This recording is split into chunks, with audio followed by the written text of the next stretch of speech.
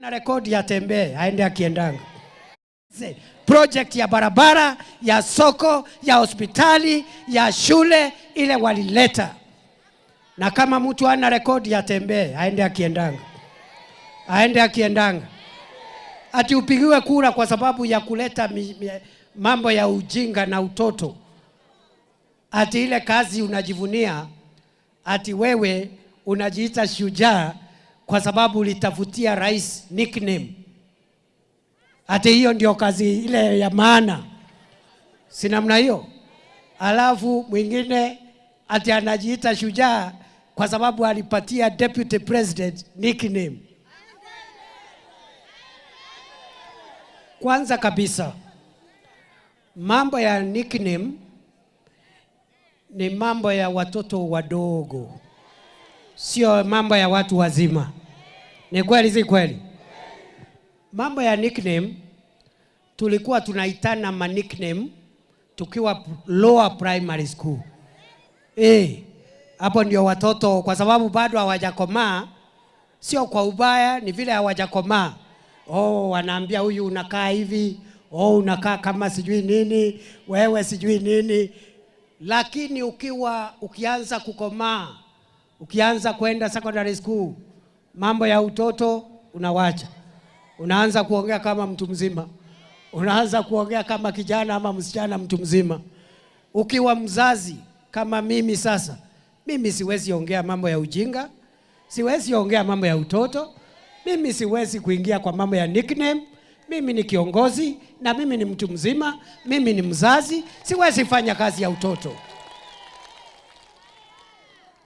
Ati kiongozi anasema atachaguliwa kwa sababu alipatia rais nickname, ati anamuita Kasongo, akapatia deputy president nickname, akamuita Soprano, ati akapatia sijui nani nickname. My friend, if that is the kind of politics you're bringing, let me tell you, my friend, your days in politics are numbered. I announce to you today, mene tekelu parsin. Your days in politics have been counted. You have been weighed and found wanting. You have been weighed and be found wanting. Your days in politics are numbered. Mene tekel urparsin. Out ninja. Ama namna gani? Si out ninje. Si out ninje. Si out ninje. Aende asiende. Waende asiende. Wangapi wanasema wale hawana rekodi waende. Mtu ako na kiburi mingi. Unajua ushujaa wa mwanaume ni ile kazi umefanyia familia yako na ile kazi umefanyia wananchi kama we ni kiongozi. Kwani familia inaongozwa na kifua ama na akili? Wale ambao ni wazee, unaongoza familia kwa kifua ama akili? Unajua vile utakaa na bibi yako, unajua vile utakaa na watoto wako, unajua vile utakaa na majirani wako.